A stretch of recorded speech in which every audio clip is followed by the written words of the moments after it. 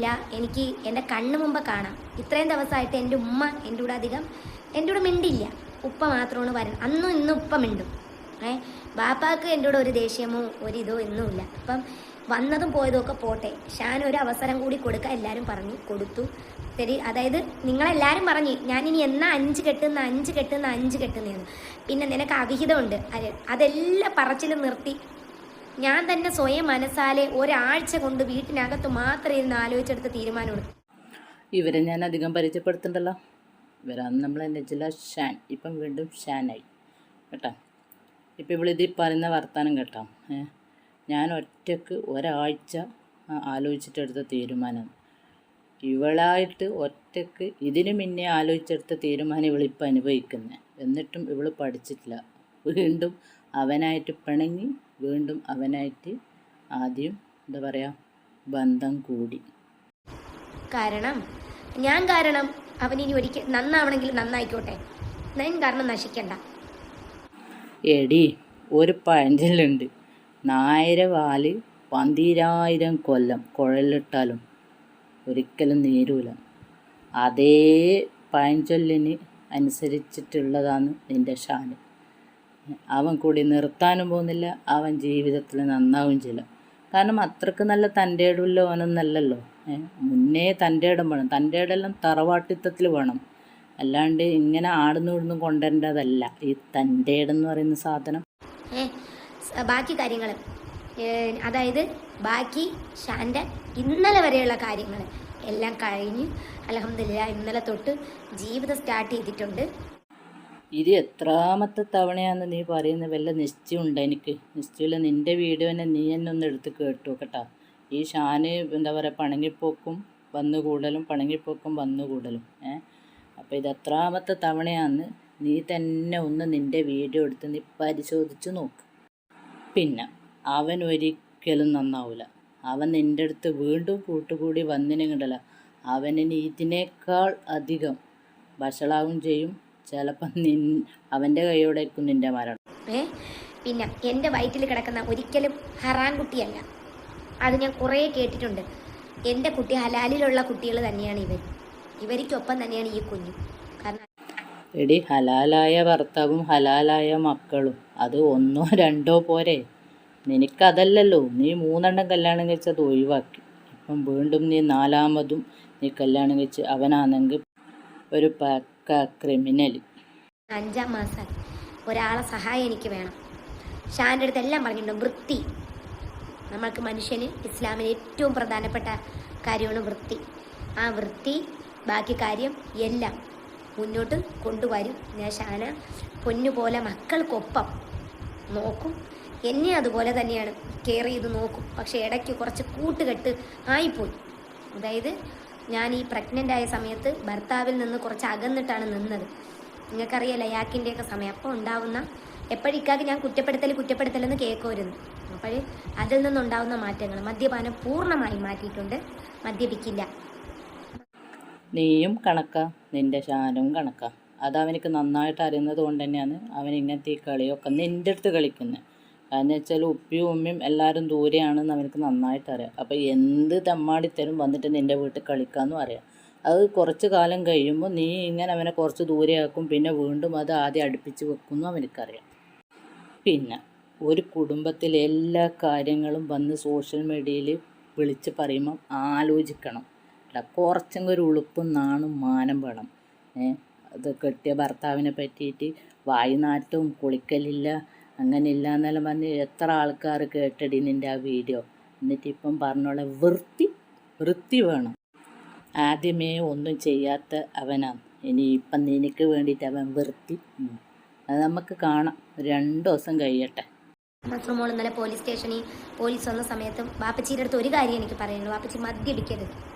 ഇല്ല മോളെ, തലയെ തൊട്ടിച്ച് സത്യം ചെയ്തു, മദ്യപിക്കില്ല പന്ന.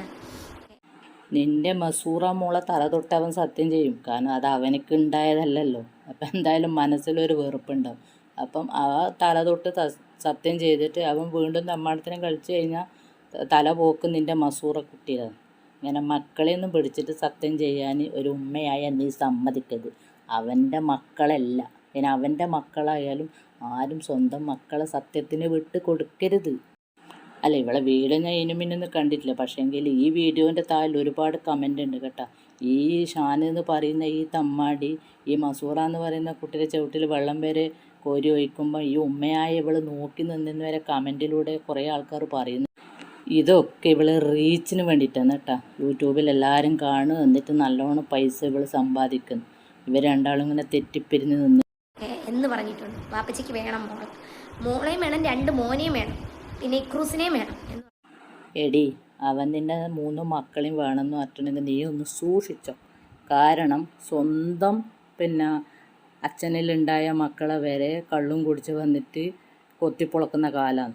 അപ്പം ഇത് മറ്റുള്ള അവനിലുണ്ടായ മക്കളാണ്, അവനിലുണ്ടായ മക്കളല്ല. എന്നിട്ടും അവൻ പറയുന്നുണ്ട് എനിക്ക് എല്ലാവരും വേണമെന്ന് പറഞ്ഞിട്ടുണ്ടെങ്കിൽ നീ സൂക്ഷിച്ചോ കേട്ടോ. എൻ്റെ മക്കളെ നീ നല്ലോണം ഒന്ന് സൂക്ഷിച്ചോ. വെറുതെ ആ ദിനപരാധിയായ മക്കളാണ്. അവൻ്റെ ക്രൂരതയ്ക്ക് ഒരിക്കലും നീ വിട്ടുകൊടുക്കാൻ പാടില്ല എന്ന് പറഞ്ഞിട്ടുണ്ട്. എവിടെ പോയാലും ഇപ്പോൾ തന്നെ പുതിയ ജോലി കയറി മുതലാളി വെച്ച് ഇന്നലെ എന്ത് വരാത്തപ്പോൾ ഫാമിലി ഇഷ്യൂ ആണെന്ന് അറിയാമല്ലോ. ഒരു ഭാര്യയ്ക്ക് വയ്യാന്നും അറിയാം. അപ്പോൾ പറഞ്ഞ് 2 ഭാര്യയും എനിക്ക് 5 മക്കളും ഉണ്ട്, 4 എണ്ണം ഭൂമിയിലും 1 എണ്ണം വയറിലുമാണെന്ന് പറഞ്ഞു. അപ്പോൾ ഇന്നലെ ഒത്തുതീർപ്പായിരുന്നു, ഞായറാഴ്ചയും പണിയുണ്ട് കേട്ടാ, ഒത്തുതീർപ്പായിരുന്നു എന്ന് പറഞ്ഞപ്പോൾ മുതലാളിക്ക് സന്തോഷമായി. കാരണം എത്ര മാന്യമായിട്ടാണ് സോഷ്യൽ മീഡിയയിൽ വന്നിട്ട് വിളിച്ച് പറയുന്നു. 2 ഭാര്യയും 5 മക്കളും. നാണമില്ലല്ലോ, നാണം.